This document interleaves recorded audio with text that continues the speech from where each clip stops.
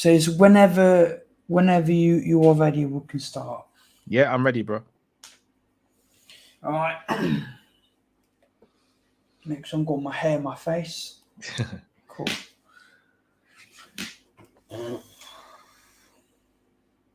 don't think I've done a preview of someone else for a fucking long time. All right. 3, 2, 1. Hey everyone, welcome to World of Football for a preview for Liverpool v Everton tomorrow, and I'm joined by Cal from Coppish. Always a pleasure to have the man on. How you doing, bro? I'm not too bad, bro. Pleasure to be on. Like, it's the least I could do. You're always helping me. You're always helping the boys at Coppish. So thank you. Thanks for having me on. And let's get this chopping, bro. We need to smash this team. Well, we really do need to. Of course, first thing is Robbo's out now for 10. I've heard something that is practically saying 10 weeks is actually being quite nice about it. Yeah, I've heard of more like 12 weeks. 12 weeks, that's what? 3 months? 2-3 months? Yeah, 2-3 months. Cost us Newcastle. You won't see him before the new year. That's a massive worry because I don't think Costa's a season's impressed me. Nah, he hasn't. And here's the thing, I'm a massive Costas fan, but he just hasn't been that guy this season. And I think that may be just the lack of playing time over the last couple of years and him sort of regressing in that sense. But he's got to really pull out of the bag, because if he doesn't, we're in real trouble. We're in real trouble. However, one thing you could say is the dynamic and the chemistry between him and Diaz is maybe better than Diaz and Robbo. So because I think Robbo recently, attacking wise, has been quite dead. So Van Dijk and Kanata are going to have to be on their best behaviour, because we're going to be a bit more leaky at the back. But Robbo Eva, he hasn't been that good defensively, because I swear there's been a few games this season where he's been sleeping at the back post. Yeah, he has. The Wolves game. What other game? There was another game recently as well, but yeah, he hasn't been his normal self. Brighton game was here for Brian? But yes, that's the one. The Brighton. Remember, he just left the ball and then they scored from the. I think against Everton, it really shouldn't be a problem, because I'm really sorry, but if you look at the wingers they have, you've got McNeil. Who's on the right wing? I was just going to say, they haven't got Iwobi. They haven't got Iwobi anymore. Demarais Gray's gone. Yeah. Here's the thing, though. Dwight McNeil always seems to have a good game against Trent. So we have to be mindful. He's a good player. I don't think he's fantastic, but he seems to have a good game against Trent. If Trent's on, or if Gomez plays, then we should be okay.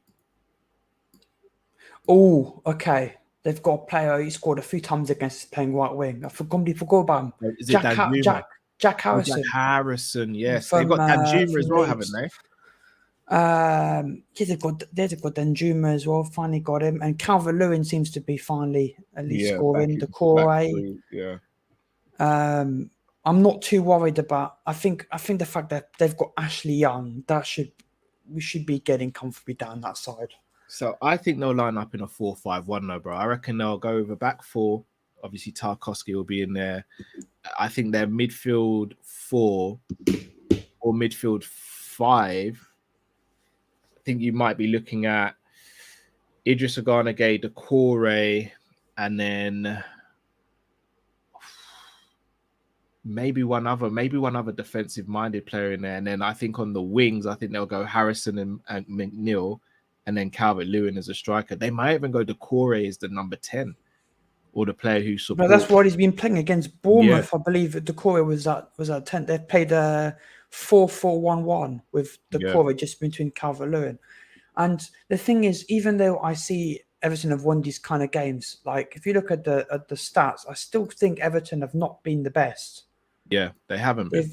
Bournemouth have just been. This is why I've not been on this train of Everton getting relegated this season, because even though they've been really shit, they're going to win one-off games like every 10 games, and those are the games that are going to win them.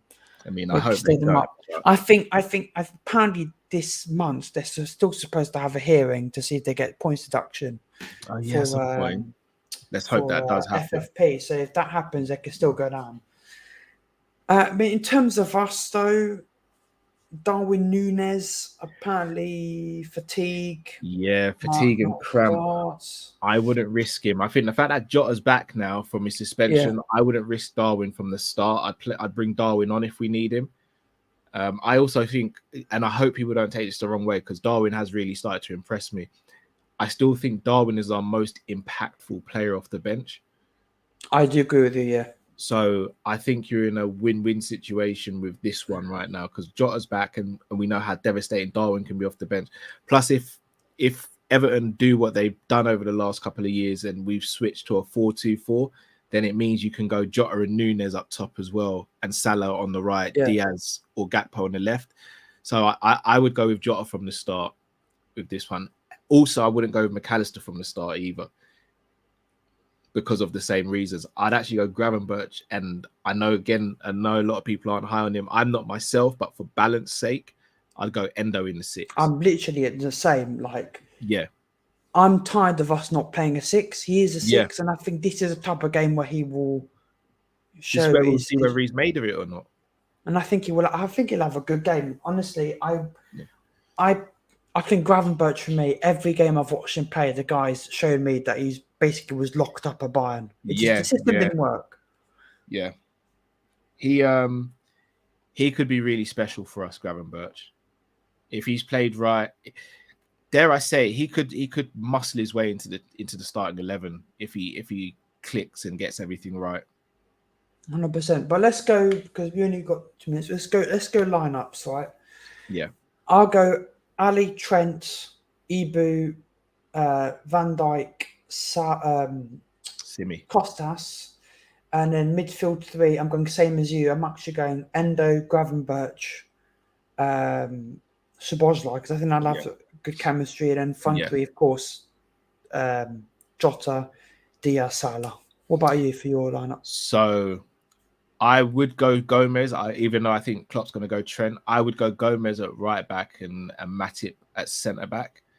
But I think he'll go Trent at right back. I would still go Matip ahead of Konate for this game, because I think Konate is still not in form yet, and I think using Europa and then bringing Konate off the bench if we're winning games in the league, I think that's the way to get him back into rhythm rather than throwing him in. Plus, I think we should have enough to deal with Calvert-Lewin and Doucouré in Matip and Virgil and Endo if he's playing in the 6. So I'd go Matip, Gomez right back, Virgil, Costas. Then I'd go Endo, Grav, and Szoboszlai, and then same front 3 as you, Diaz, Jota, and Salah. The only reason I'm saying Konate is because, obviously, the international break, I was watching a lot of our how was he in the international break? He was probably our best defender. Him, Jonathan Klaus, and Pavard were our best defenders. Like Konate against Scotland, against the Netherlands, man had the whole Netherlands in his back pocket. Wow! And I love the man, but we dunked on Virgil. Is it? Yeah, it was so bad to the point where literally French TV channel put the dwarf meme of Virgil on Twitter. So we did dunk on him. So I've got to say, Konate, looking at both games, very, very, very, very good.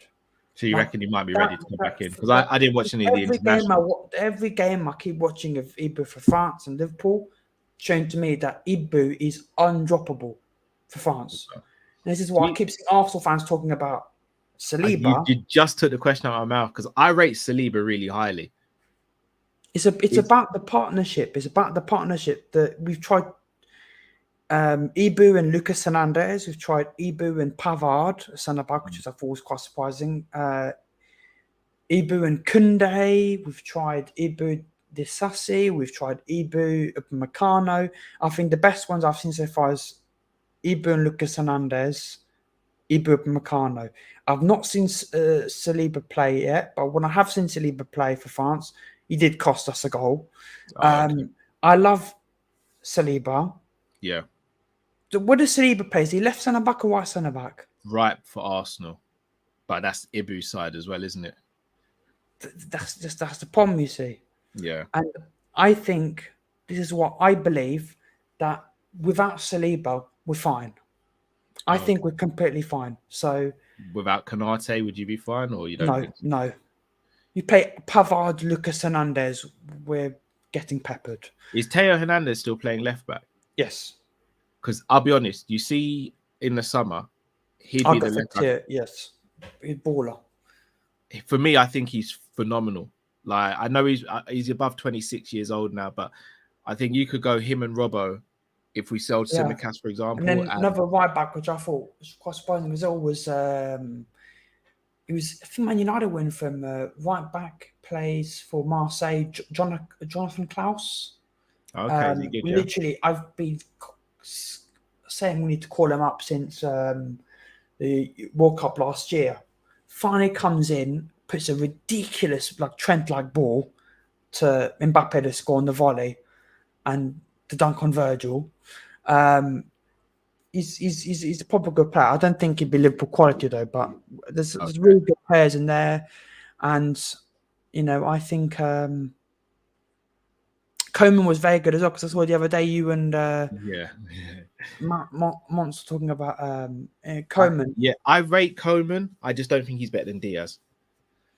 I don't think he's better than Diaz, but I do think Coman's, for me, he's the starting right winger for France, because I'm tired of seeing Dembele run through 1v1 and miss from 2 yards. Yeah, Dembele is that player that should have been but never will, it seems like. Yeah. It's him and Diaby. And then unfortunately we're having a crisis at striker because Colomwani is arse cheeks. Is he that bad? Marcus Thuram doesn't start.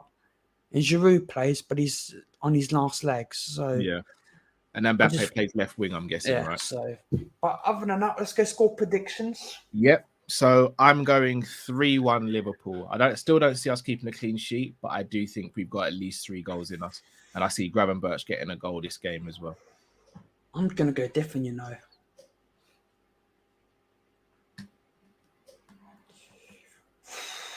4-2. Okay. I'll take 4-2.